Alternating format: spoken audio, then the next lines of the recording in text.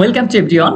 আমাদের আরেকটি নতুন ভিডিওতে তোমাদের সবাইকে জানাচ্ছি স্বাগত। হ্যাঁ, তোমরা দেখতে পাচ্ছ আজকে আমরা যে মজার একটা ইন্টারেস্টিং বাংলা সাহিত্যের টপিক নিয়ে তোমাদের সাথে ডিসকাস করতে যাচ্ছি, সেটি হচ্ছে নারী বা মেয়ে নিয়ে বাংলা সাহিত্যের সকল সাহিত্যকর্ম।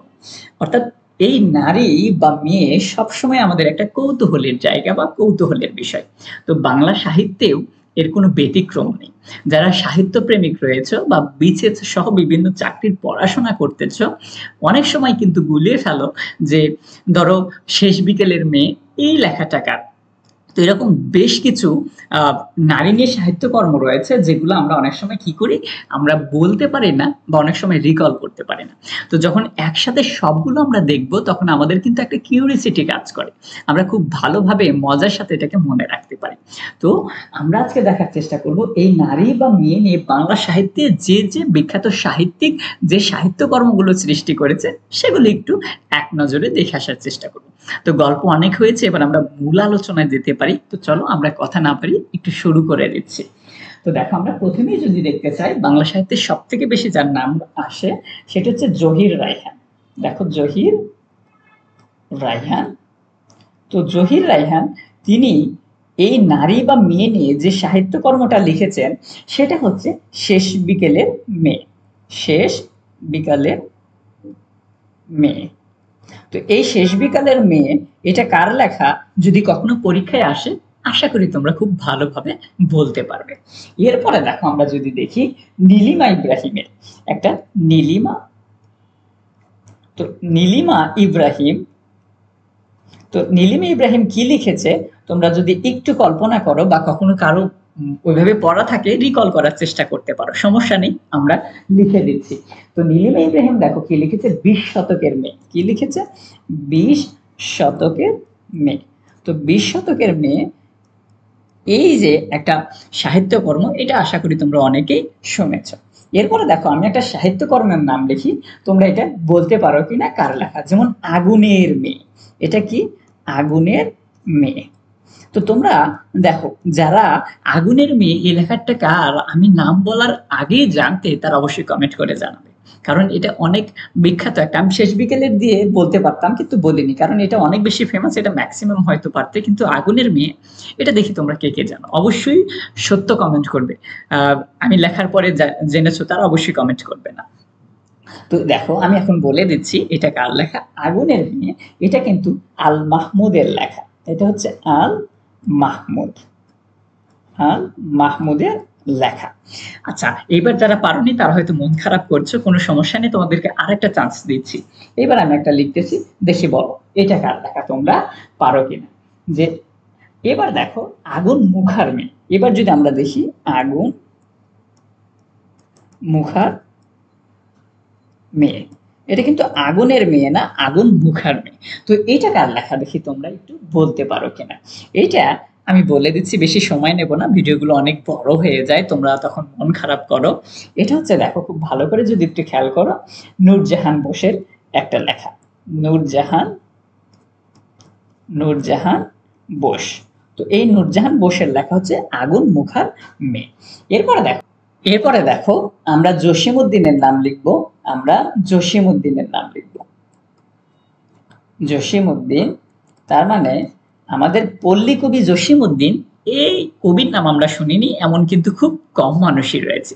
তো দেখি বন্ধুরা, বলো তো এমন বিখ্যাত আমাদের পল্লী কবি, খুব জনপ্রিয় একজন কবি, নারী বা মেয়ে নিয়ে এমন সাহিত্যকর্ম লিখেছিল, সেই সাহিত্যকর্মর নামটা কি হতে পারে?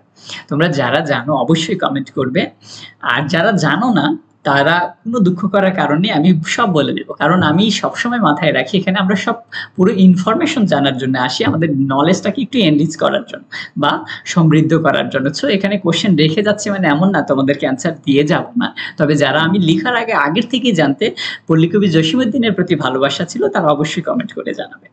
তো আমি বলে দিচ্ছি, তিনি লিখেছিল হচ্ছে, দেখো, গ্রামের মেয়ে বা গ্রামের মেয়ে নামে যে একটা সাহিত্যকর্ম ছিল সেটা।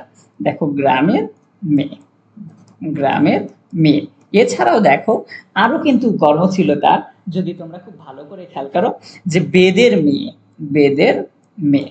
তো বেদের মেয়ে নামেও কিন্তু তার একটা সাহিত্যকর্ম ছিল। আশা করি তোমরা এগুলো বুঝতে পেরেছো বা যারা মনের আগের থেকেই ছিল তারা রিকল করতে পেরেছো। এরপর দেখো আমি যদি আরেকটা লিখি, তো তারাশঙ্কর বন্দ্যোপাধ্যায়, তারাশঙ্কর বন্দ্যোপাধ্যায়, বন্দ্যোপাধ্যায়। তো তারাশঙ্কর বন্দ্যোপাধ্যায়ের লেখা একটা সাহিত্যকর্ম রয়েছে এই মেয়ে নিয়ে বা নারী নিয়ে বাংলা সাহিত্যে। এটা হচ্ছে একটা কালো মেয়ের কথা, একটি কালো মেয়ের কথা। তো দেখো একটি কালো মেয়ের কথা, এটা কিন্তু বিশেষ করে যারা কালো আছো তাদের মন ছুঁয়ে যেতে পারে, তাদের মনের কিছু কথা এখানে তুলে ধরার চেষ্টা করা হয়েছে। আসলে আমরা মানুষকে কখনো তো বাহিরের যে কালার সেটা দিয়ে বিচার করতে গেলে আমাদেরকে সবসময় ঠকতে হবে, এটা সাহিত্য নয়, বাস্তব জীবনেও তার প্রমাণ রয়েছে। এই জন্য অনেক সময় অনেক ছন্দ তৈরি হয়েছে, জাতের মেয়ে কালো ভালো, নদীর পানি ঘোলা ভালো, এরকম বেশ কিছু কবিতা রয়েছে।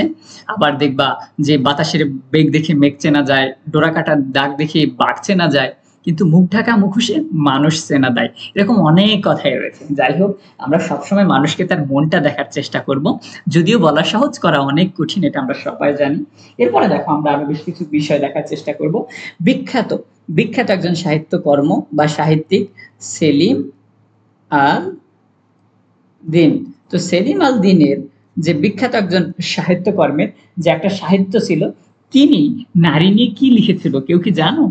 খুব মজার একটা নাম সেটা, সেটা হচ্ছে জৈবতী কন্যার মন। দেখো এটা কিন্তু আমরা ম্যাক্সিমামই এই জিনিসটা জানার চেষ্টা করি, জৈবতী কন্যার মন। তো জৈবতী কন্যার মন, এই জৈবতী কন্যার মন এই সাহিত্যকর্মটা হচ্ছে সেলিম আল দিনের। তোমরা যারা এই বিষয়গুলো জানার ইন্টারেস্টিং আছো তারা এই সাহিত্যকর্মটা পড়ে আসতে পারো।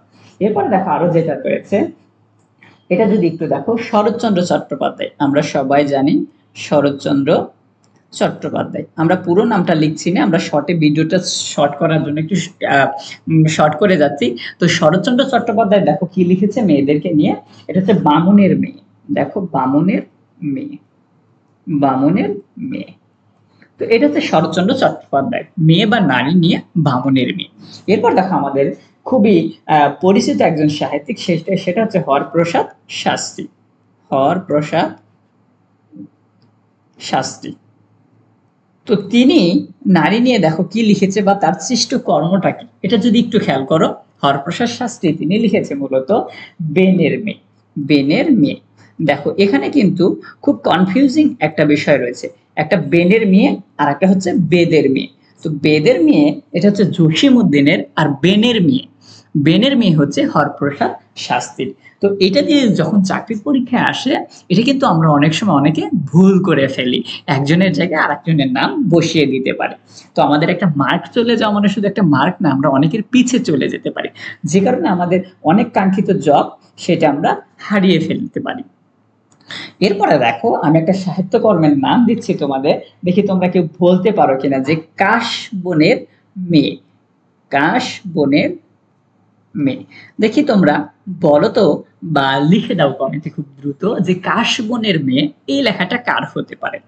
সমস্যা নেই, আমি খুব বেশি সময় নিচ্ছি না, আমি বলে দিচ্ছি। কাশবনের মেয়ে এই লেখাটা হচ্ছে তোমার শামসুদ্দিন আবুল কালাম। তো দেখো শামসুদ্দিন আবুল কালাম, আমরা শর্টে একটু লিখছি আবুল কালাম। তো শামসুদ্দিন আবুল কালামের লেখা হচ্ছে কাশবনের মেয়ে। আশা করি তোমরা বুঝতে পেরেছো। এরপরে দেখো আমরা যদি আরেকটু দেখার চেষ্টা করি, বন্দে আলী মিয়া। দেখো বন্দে